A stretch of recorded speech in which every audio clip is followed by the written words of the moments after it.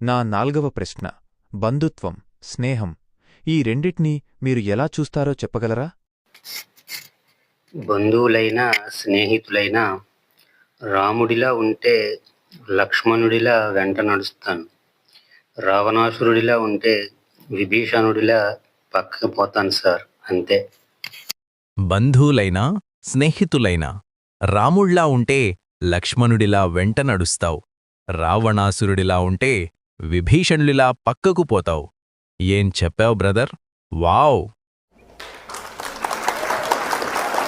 మీకు ఎవరైనా ఉపకారం చేస్తే వాళ్ల పట్ల మీ ప్రతిస్పందన ఎలా ఉంటుంది?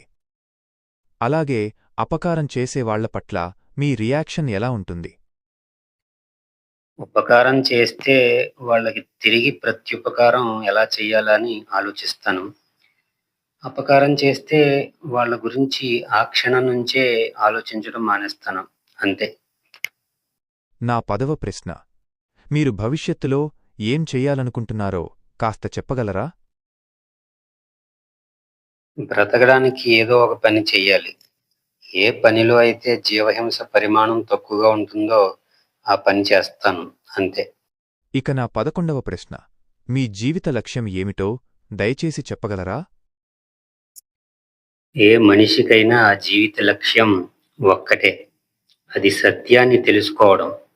నేనెవరిని, నేను పుట్టకముందు ఎక్కడున్నాను, మరణించిన తర్వాత ఎక్కడికి వెళ్తాను, అసలు భగవంతుడంటే ఏంటి అనే ప్రశ్నలకి సమాధానం తెలుసుకోవడమే జీవిత లక్ష్యం, అంతేకాని డబ్బు పేరు సంపాదించడం అయితే కాదు.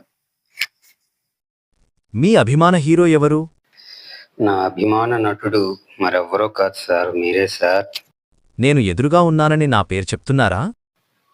నా ఎదురుగా ఎవరు కూర్చున్నా నా నోట్లోంచి వచ్చే పేరు చిరంజీవే.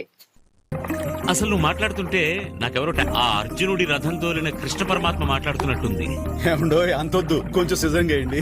ఇదిగో, ఏంటయ్యా నేను సిన్సియర్ గా మాట్లాడుతుంటే సిజరింగ్ అంటావేంటి? ఏమండి మరీ నన్ను ములగ చెట్లు కొంగుడు చెట్లు ఎక్కించకండి సార్, దిగి ఓపిక కూడా లేదు.